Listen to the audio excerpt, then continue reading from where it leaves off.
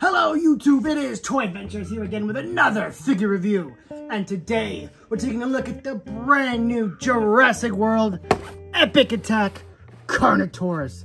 So this is our brand new Carnotaurus for the Jurassic World line. We have gotten, I believe, 2 other previous molds, that being the initial Fallen Kingdom version and then the later on, Toro from Camp Cretaceous. And now we have this one, which is just again another generic Carnotaurus. It seems to be based off of the Fallen Kingdom variant with its skin color. And this is Epic Attack, so it has 3 levels of intense damage. Basically, just 3 different buttons that do little gimmicks. And this one actually uniquely has lights and sounds. Usually we're just used to the sound effect gimmicks, which are infamously annoying. Whereas this one actually has lights, which is interesting to put on a dinosaur toy that is not, you know, just a cheap bootleg from China. Usually that's their shtick, so kind of interesting that they've gone the light route. It won't matter to me, I just take the batteries out of these when I go filming with them, so. Anyway, let's go ahead and take a look at the box. So this box is actually unique in the fact that instead of having just blue on the side, you actually have a picture of a Carnotaurus on the box for the Carnotaurus with a concept. I really enjoy that, and I hope they make that like a standard for all the boxes coming forward for these bigger dinosaurs, where it's the dinosaur on the box instead of just being blue and beta or just the T-Rex. It makes each box feel just a little bit more snazzy and adds a little bit more, you know, motivation to keep these in the box. Now, these boxes aren't all that great for storing in the box because they're just open box designs, but regardless, I like this, you know, kind of graphic design. So, other than that, that is pretty much it for the front of the box. If we flip it around onto the back, there is the new Epic Attack Velociraptor, which is based on the male from Jurassic Park 3 and the Dilophosaurus. Funny enough, this is getting released right at the same time as the Hammond collection. You find the Hammond collection at Best Buy, and this is at Walmart. Now, I still haven't been able to find these two, funny enough. I cannot find those two, but I was able to find this Carnotaurus, and as far as I know, no one has found this at Walmart yet. I was really shocked to find this. So, funny that I didn't quite find what I was looking for, but I found something completely else. Now, I was a little hesitant on getting this guy just because it's another Carnotaurus, but just seeing it in the store, it looks so cool. I'm a sucker for cool big dinosaurs, so I caved in. At 38 bucks, this is not a cheap toy, and I do not think that price is worth it at all for this. I feel like the lights really just jacked the price up for no reason. Nobody asked for them. So this is a hard sell just on its own. The fact that it's nearly 40 bucks for this. Mattel's prices in the beginning of this line are really good, and now, at least with this guy, it's not really there anymore. They're starting to become like Hasbro, where they're just overcharging for everything. This should not be 40 bucks. This should be $25 max, 30 bucks max.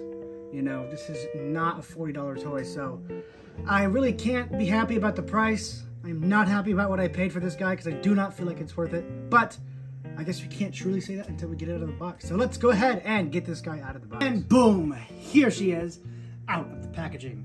So the real gimmick with this new Carnotaurus is, of course, the 3 buttons you get on it. Mold-wise, I think this is extremely similar to the Toro we got with Camp Cretaceous. Now, we'll do those comparisons at the end of the video. I have the 2 Carnotaurus here to do comparisons between the molds. But for this one, the new gimmick is these button features. So there is one right here, and one here on the spine. So first we're going to try out this main one. This is the one with lights and lights. So we're going to turn the lights down, and now we're going to try it out. Whoa! So that's pretty nuts. It glows a lot more than I thought it did, and both buttons actually glow. Let's try it again. Now it says you have to press it a certain amount of times. Let's try pressing it 3 times. I'm not seeing too much of a difference. Let's try it 4 times.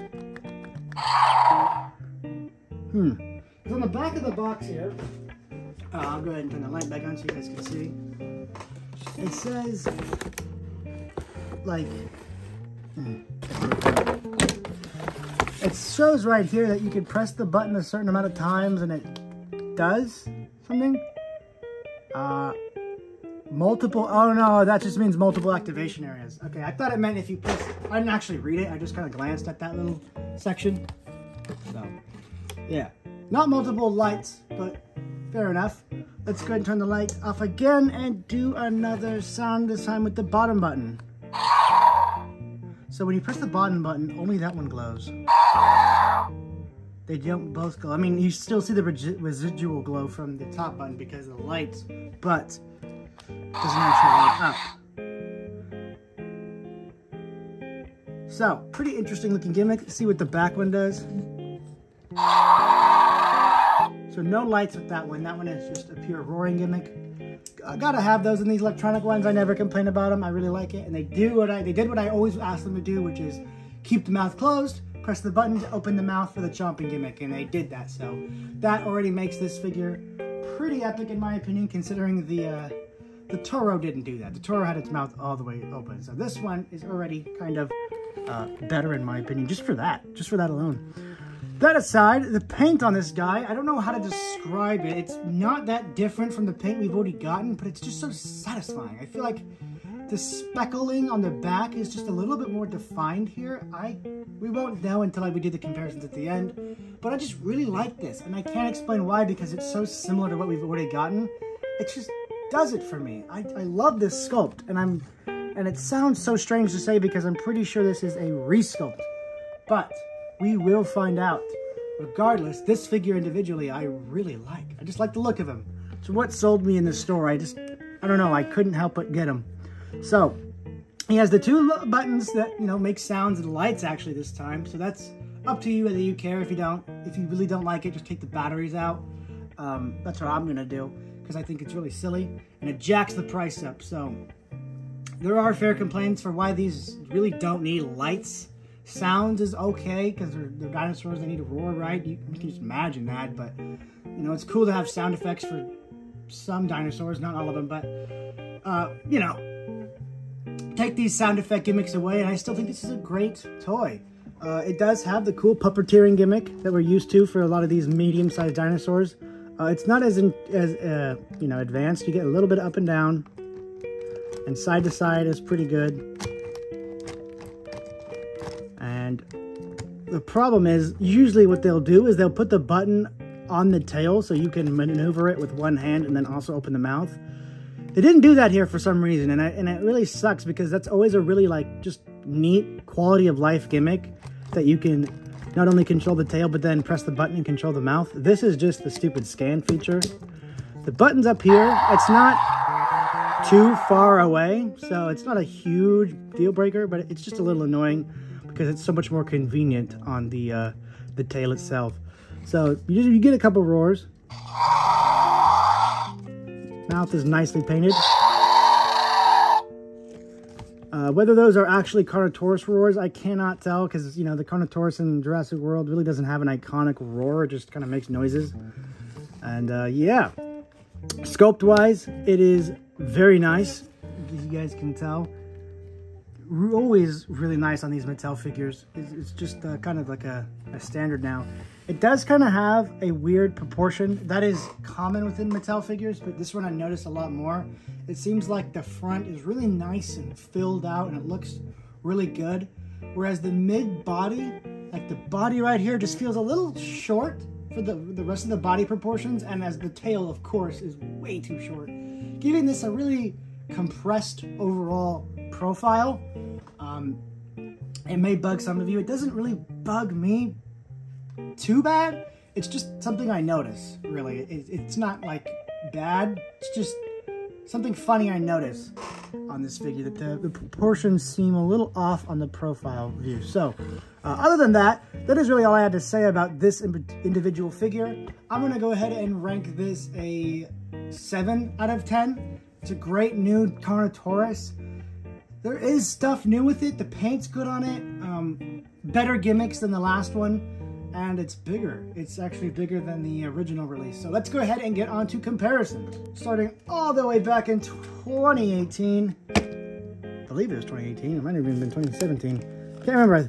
It's a while ago. we got Mattel's first Carnotaurus. This old red guy, and as you can see, the paint between these has significantly improved. Now that I look at this guy, we really did complain about, like, we complain about Mattel's paint now, but look at this. This guy is so rudimentary. It is wild. So there is the first Carnotaurus and our most recent Carnotaurus. I still absolutely adore this sculpt. This was just a home run from Mattel, and it still is.